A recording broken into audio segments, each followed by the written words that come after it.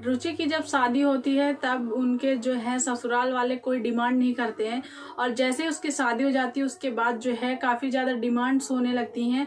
और यहाँ पे उसके पति ने उसको डिवोर्स देने के लिए एक ऐसा कदम उठाया जिसमें रुचि का दिल दहल गया। जो है रुचि एकदम से टूट चुकी थी, अकेले सारी चीज़ें उसने मैनेज की, पर यहाँ पे जो डिवोर्स देने के लिए जो उसने पैतरा अपनाया था, जो उसने रास्ता अपनाया था, ये काफ़ी ज़्यादा उसको तोड़ के रख दिया। और आज भी वो हर शादी किसी की भी होती है तो वो अपनी जो है शादी याद करने लगती है और सारा दृश्य जो है देख के काफ़ी ज़्यादा रोने लगती है। तो चलिए वीडियो को स्टार्ट करते हैं और बताते हैं कि क्या है रुचि की कहानी और कैसे उसका जो है शादीशुदा जिंदगी डिवोर्स तक पहुंच गया, और क्या उसके जो है हस्बैंड ने क्या ऐसा कुछ किया कि आज भी उसकी रूह कांप जाती है शादी के नाम पे।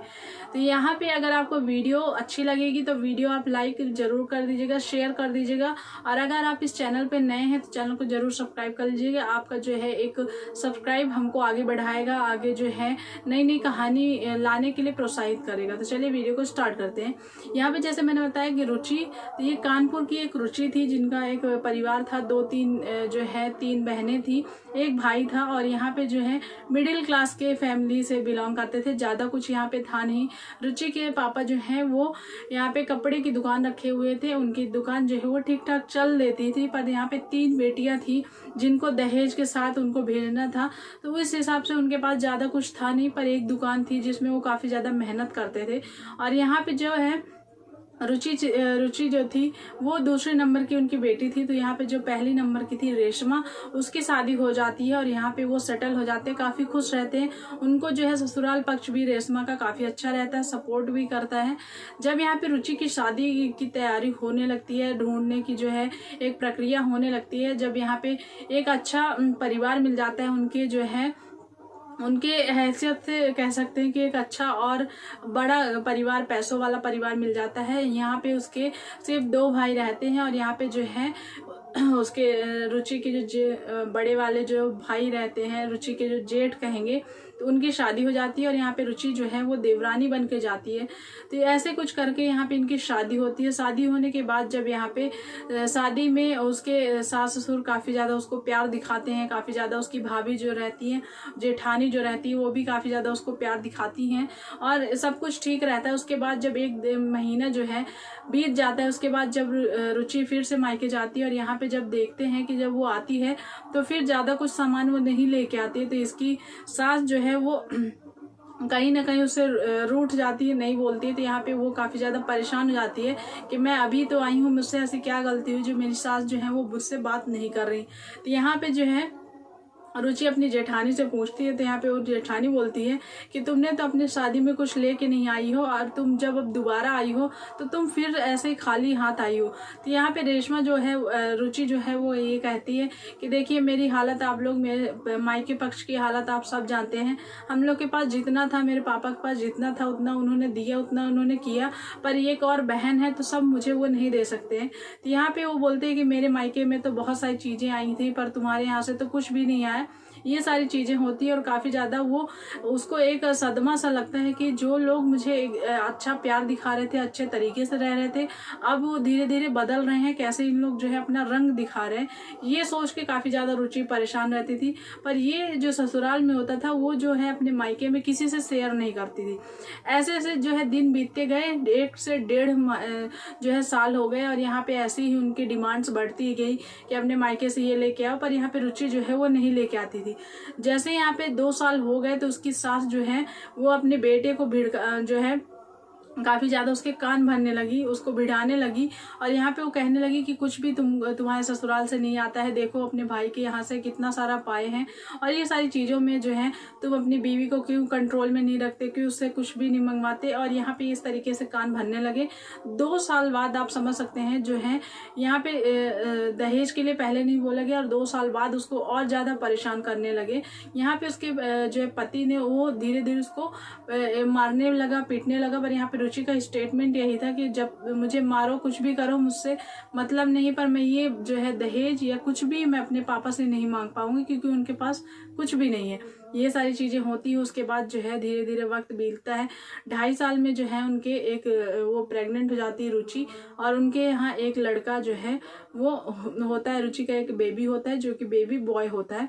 और यहाँ पे वो भी जो है जब उसका बरहाव और ये सारी चीज़ें होती हैं तो फिर इन लोग एक्सपेक्ट करते हैं कि फिर कुछ तो अच्छा लेके आएंगे, पर यहाँ पे जो है वो इतना कुछ नहीं लेके आ पाते। जो इतनी उनकी हैसियत थी उतना लेके आते हैं। और यहाँ पे फिर उनकी यही चीज़ें फिर से शुरू हो जाती हैं कि तुम्हारे ससुराल से जो है वो कुछ नहीं मिला, और ऐसी सारी चीज़ें जो है फिर से उसे ताने देने लगते हैं। अब उसके पति ने जो है उस पर हाथ उठाना चालू कर दिया था, काफ़ी ज़्यादा उसको मारने लगा था।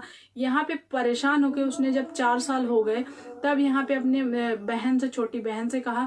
छोटी बहन की भी शादी हो चुकी थी। छोटी बहन बोलती है कि हम लोग का परिवार तो काफ़ी अच्छा है, पर तुमको कैसा ऐसा ससुराल मिल गया है। पर यहाँ पे वो बोलती है कि अब मैं ये चीज़ें सह नहीं पाऊंगी और मैं इनसे अलग होना चाहती हूँ। पर यहाँ पे जो है उनके माता पिता जो रहते हैं वो कहते हैं कि जो है लड़कियों का ससुराल ही सब कुछ होता है, तो तुम उनको समझाने की कोशिश करो, अपने पति को समझाने की कोशिश करो, वहीं पे रहो तो ठीक रहेगा। और ये सारी चीज़ें जो है समझाते हैं। पर यहाँ पे रुचि पे जो बीतती है वो सिर्फ वही जानती है कि क्या उस पर बीत रही है। दिन भर ताने और दिन भर मारपीट ये सारी चीज़ें होती थी। उसके बाद जब यहाँ पे बहुत ज़्यादा मारने लगे, परेशान करने लगे, तो रुचि जो है वो अलग जाती है और अलग से रूम लेके उसी शहर में रहने लगती है और अपने बेटे को जो है वो पढ़ाने लगती है और एक सिलाई सेंटर खोल लेती है जिससे उसका गुजारा होने लगता है।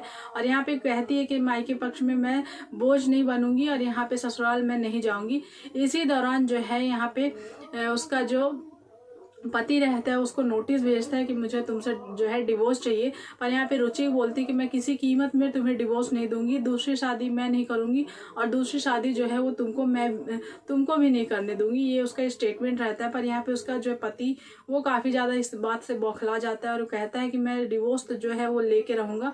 और उसने जो है एक ऐसा पैतरा अपनाया, ऐसा रास्ता अपनाया जो कि बहुत शर्मसार कर देने वाला है। यहाँ पे जो है उसने उसके पीछे एक लड़के को जो है उसके पीछे एक लड़के को वो कर दिया कि इसको जो है तुम अपने प्यार के जाल में फंसाओ और इसको जो है मुझे कुछ ऐसे तुम्हारी पिक्चर्स चाहिए जो मैं कोर्ट में जो है प्रूव कर पाऊँ कि यहाँ पे इसका और जगह अफेयर है जिसके कारण मैं इसको डिवोर्स दे रहा हूँ।